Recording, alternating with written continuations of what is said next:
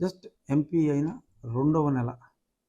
అప్పుడే నేను ఇది చాలా తప్పు, రాంబాబు గారు చాలా తప్పుగా మాట్లాడుతున్నారు, ఆ కుర్చీకి మనం గౌరవం ఇవ్వాలి, ఆ కుర్చీలో కూర్చుని శాసనసభాపతిగా వ్యవహరించిన వ్యక్తిని కేవలం 100 కుర్చీలు వేసుకున్నా కూడా 10 లక్షల రూపాయలు కూడా అవ్వదు, కుర్చీకి 10,000 వేసుకున్నా కూడా. మరి దానికి ఇంత యాగీ చేస్తూ మరి మాట్లాడటం అవసరమా? ఆత్మపరిశీలన చేసుకోవాలి. మనం ఏదైనా కామెంట్ చేసామంటే అది కన్స్ట్రక్టివ్గా ఉంటే ప్రజలు నమ్ముతారు, ఆదరిస్తారు. లేఖి కామెంట్లు, చెత్త కామెంట్లు చేయటం అది సరైనది కాదు అని నేను అప్పుడు ఎన్టీవీలో అండ్ ఏపీ 24/7లో చెప్పా. ఒక రకంగా బీజం, చిన్న బీజం ఈ ప్రభుత్వం, అప్పటి జగన్మోహన్ రెడ్డి ప్రభుత్వానికి నాకు ఒక చిన్న క్లాష్ ప్రారంభమైంది అప్పుడే. అందుకని నేను ఈ రచ్చబండలో దీన్ని అప్పుడు ప్రస్తావించదలుచుకున్నాను. నేను చెప్పేదంతా it's there on record. AP 24/7 అది కానీ ఎన్టీవీలో అది జరిగిన 1-2 రోజుల్లో ఎన్టీవీలో ఎర్లీ మార్నింగ్ డిబేట్లో కానీ ఉంటుంది, నేను మాట్లాడేది స్పష్టంగా ఉంటుంది. ఇప్పుడు నేనేదో మెచ్చుకోలు కోసం ఇంకో దానికోసం మాట్లాడేది కాదు. చరిత్ర ఇది, చెరిపేస్తే చెరిగిపోదు, చింపేస్తే చిరిగిపోదు, అక్కడ ఉంది. అప్పుడు నాకు సజ్జల రామకృష్ణారెడ్డి గారు మరి పార్టీ లైన్ ఒకటి ఉంటుంది, ఆ పార్టీ లైన్ ప్రకారం మీరు తిట్టమంటే తిట్టాలి అన్నట్టుగా మరి ఆయన చెప్తే, అక్రమాలు అన్యాయంగా మాట్లాడటాలు నా వల్ల కాదు, ఇటువంటి పనికి మాలిన సలహాలు దయచేసి నాకు ఇవ్వవద్దు అని చెప్పి నేను చాలా వినయంగా వారి విజ్ఞప్తిని తిరస్కరించడం జరిగింది. అది ఒక మనస్తాపానికి కారణం వారికి. సరే, ఆ తర్వాత జరిగిందంతా నాకు చైర్మన్ రావటం, వాళ్ళు గుండు గుబేలు అనటం. సరే, ఆ పక్క వాళ్ళు, ఇప్పుడు నేను అందులోకి వెళ్ళను, సబ్జెక్ట్ డైవర్షన్ కాకుండా కర్మ సిద్ధాంతం వచ్చినప్పుడు మళ్ళీ కాసేపట్లో దాని గురించి మాట్లాడదాం. సో ఇప్పుడు మెయిన్గా జగన్మోహన్ రెడ్డి గారికి గతంలో వాడు వీడు అని నేను కొన్నిసార్లు మాట్లాడి ఉండొచ్చు, కానీ అప్పుడు నన్ను చంపాలని చూసిన ప్రయత్నాలు గుర్తొచ్చి ఆవేశము మరెందుకో కొన్నిసార్లు నేను వాడు వీడు అంటాం కూడా జరిగింది. ఇప్పటి నుంచి నేను జగన్మోహన్ రెడ్డి గారు అనే వయసులో నాకన్నా చిన్నోడు, నా స్నేహితుడు కొడుకు అయినప్పటికీ కూడా మరి 5 ఏళ్ళు ముఖ్యమంత్రి చేసిన వ్యక్తిగా నేను వారిని గౌరవంగానే పలకరిస్తాను. జగన్మోహన్ రెడ్డి గారు, మీరు ఈ రోడ్డు, ఈ వగైరా, ఆ infrastructure which is public property, సరే వెనకాల మీ రక్షణ కోసం ఒక 3.5 కోట్లు పెట్టి స్థలం కొన్నారట. అది గవర్నమెంట్ స్థలమే కాబట్టి అది ఎలాగో గవర్నమెంటే ఉంచుకుంటుంది. లేదు, ఇంకా మీకు ఆ అమౌంట్ అంతా ఇంకొంచెం జనరస్గా అయినా సరే, ఎవరు కూడా సూటిపోటి మాటలు లేకుండా కొన్ని వేల కోట్లు మీరు అఫీషియల్గానే డిక్లేర్ చేశారు కాబట్టి ఒక చెక్కు వేసుకోండిరా, మీరు ఎన్ని లెక్కలు వేసుకుంటారో వేసుకోండి అని చెప్పి, బీ లిబరల్, నథింగ్ రాంగ్. ఎందుకంటే మీరు ఇక్కడ ఎంత సంపాదించారు ఇవన్నీ, ఆ తర్వాత రేపు లిక్కర్ స్కాము లేకపోతే శాండ్ స్కాములు ఇవన్నీ కూడా వెలికి తీసిన తర్వాత రావచ్చు. అలాగే మరి అదేదో సరే అవన్నీ కూడా త్వరలో రావచ్చు. కానీ ఈలోపు మీరు ఇటువంటి నింద, ఫర్నిచర్ కొట్టేశాడు లేకపోతే కంప్యూటర్లు కొట్టేశాడు, ఎందుకంటే మీరు తిరిగి ఇవ్వలేదనుకోండి ఆ డబ్బు, కంప్యూటర్ కొట్టేశాడంటారు, సోఫాలు కొట్టేశాడంటారు, పెద్ద పెద్ద టీవీలు కొట్టేశాడంటారు. ఇవన్నీ అవసరమా? ఆర్థికంగా చితికిపోయిన కోడలు గారినే మరి అంతగా మాట్లాడారు. మరి ఆర్థికంగా దేశంలోనే అత్యంత ధనికుడైన ముఖ్యమంత్రి, అత్యంత ధనికుడైన వన్ ఆఫ్ ది పారిశ్రామికవేత్త అయినా మీకు పోనీ కాదుకూడదంటే రూపాయి జీతం తీసుకున్నాను, ఈ 5 ఏళ్ళలో నాకు ఒక 50 లక్షలు అంత జీతం వచ్చేది, అదో ₹1 కోటి జీతం వచ్చేది అనుకుంటే పోనీ ఆ 1 కోటి అన్న మినాయం చేసుకోండి. మీరు చేసిన అమౌంట్లో ఆ ఫిగర్ ఎంతో సంషేర్గా తేల్చి కట్టేస్తే ఇటువంటి నీలాపనిందలో పడవలసిన అవసరం ఉండదు. తలెత్తుకుని మీరు తిరిగే అవకాశం ఉంటుంది.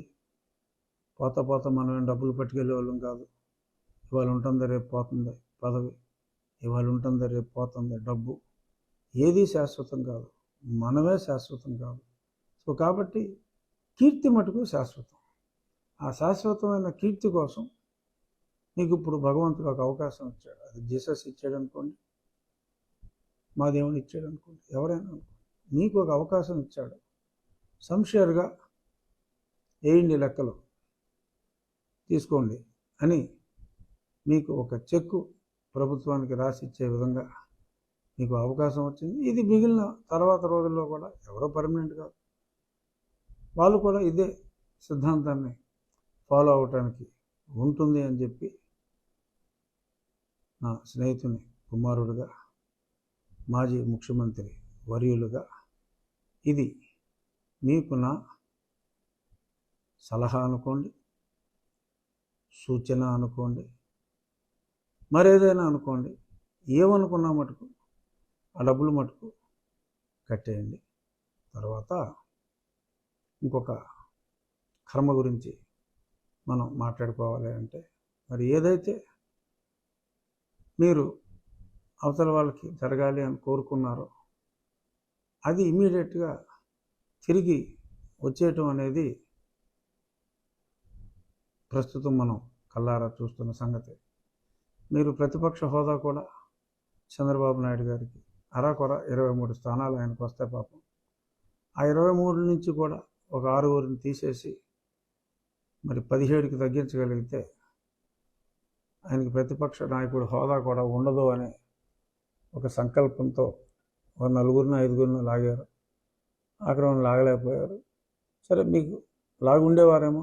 ఆయనే ఈ గౌరవ సభగా మారిన తర్వాతే ముఖ్యమంత్రిగా తిరిగి నేను కాలు పెడతాను అని మరి ఆయన చాణక్య శపథం లాంటి శపథం ఒకటి చేసి మరి ప్రజాదరణతో తిరిగి రావటం జరిగింది. ఇప్పుడు మీకు భగవంతుడు విధించిన శిక్ష వెంకటేశ్వరం విధించాడా, జీసస్ఏ విధించాడా? దేవుళ్ళు అందరూ ఒకటే. ఒక్కొక్కరికి మా విశ్వాసం ప్రకారం మేము వెంకటేశ్వరం, మీ విశ్వాసంలో ఆయనకి జీసస్ అని పెట్టుకున్నారు. ఇంకొకళ్ళు అల్లా అనుకుంటారు. God is all mighty, it's one and the same. That's what I believe in. So మీరు ఎలా అయినా అనుకోండి, మరి మీరు ఏదైతే ఆయనకి లేకుండా చేయాలనుకున్నారో అది మీకు ఇవాళ ఇంకెవరిని లాగవలసిన అవసరం లేకుండానే ఆ భగవంతుడే లాగేశాడు. సో అదొకటి మీరు గుర్తుపెట్టుకోవాలి. అలాగే ఈ ఫర్నిచర్ దొంగ అని చెప్పి మీరు ఏదైతే కోడ్ల గారి మీద అభియోగాలు మోపారో మరి అదే ఇప్పుడు మీ మెడకు చుట్టుకుంది. అఫ్కోర్స్ ఈజీగా మీరు బయటపడవచ్చు. ఇలా చాలా కర్మ సిద్ధాంతాలు నాకు గుర్తుకొచ్చినాయి. మొన్ననే మరి విజయసాయి రెడ్డి గారు కూడా ఆ మధ్యన ఒక్క రోజులో కౌంటింగ్ అనగా చాలా గట్టిగా కామెంట్ చేశారు. మీరు మా దగ్గర నుంచి ఏదో కొద్దిమందిని లాక్కున్నారని ఏదో స్మాలర్ నెంబర్ చెప్పారు. ఆ స్మాలర్ నెంబర్ సీట్లే మీకు రాబోతున్నాయి అని చెప్పి మాట్లాడటం జరిగింది. మరి ఆల్మోస్ట్ కాస్కో ఇష్కో అటు ఇటుగా, అంటే కాస్త కోస్తో అటు ఇటుగా మరి మీకు భగవంతుడు ఆ సీట్లే ఇచ్చాడు.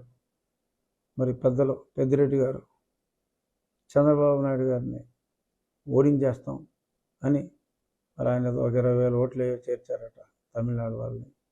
ఆ ఓట్లు చూసుకుని మరి ఆయన్ని ఓడిస్తానన్నారు. సరే, ఈయన మరి ఆయన స్వామి అయ్యప్ప భక్తుడు, మరి ఏ దేవుడు కాపాడాడో నాకు తెలియదు, కానీ అచ్చా ఏదో ముక్కుతూ మూలుగుతూ ఓ 4,500 ఓట్ల మెజారిటీతో మరి ఆయన బయటపడటం జరిగింది. కానీ మరి ఏ చంద్రబాబు నాయుడు గారిని అయితే అక్కడికి రానివ్వనని చెప్పి మరి ఆయన అప్పుడు గొడవలు చేయించారో, మరి ఇప్పుడు ఆయన నియోజకవర్గంలోనే ఆయన అడుగు పెడతానికి వీల్లేదు అని చెప్పి మరి కొంతమంది నిన్న కొంతమంది కాదు, కొన్ని వేల మంది వారి నిరసనని తెలియజేయడం జరిగింది. ఎందుకంటే అవమానం ఒక ప్రజానాయకుడికి ఏముంటుంది? మరి అన్ని సంవత్సరాలు అక్కడ ఉండి మరి అక్కడ ప్రజలే వేల సంఖ్యలో, ఏదో 10 మంది 20 మంది అంటే ఏదో ఎవడో సొమ్ములు ఇచ్చి గొడవ చేయించాడు అనుకోవచ్చు, వేల సంఖ్యలో అక్కడికి వచ్చి గెట్ అవుట్ అని అన్నారు. అంటే మరి గతంలో పెద్దిరెడ్డి గారు ఏదైతే చేశారో మరి అదే మరి ఆయనకే తగులుకుంది అని అనుకోవటానికి ఇది నిదర్శనం. అలాగే మరి నా నియోజకవర్గంలో కూడా మరి కొంతమంది ఎమ్మెల్యేలు నా గురించి, మంత్రులు, మొన్నటిదాకా తాజా మాజీలు, అంతకుముందు మాజీలు కూడా మరి నా ఇల్లుని మొదలు కొట్టాలనుకున్నారు. ఇంకెన్నో అవాకులు చవాకులు నోటుకొచ్చినట్టుగా మాట్లాడారు.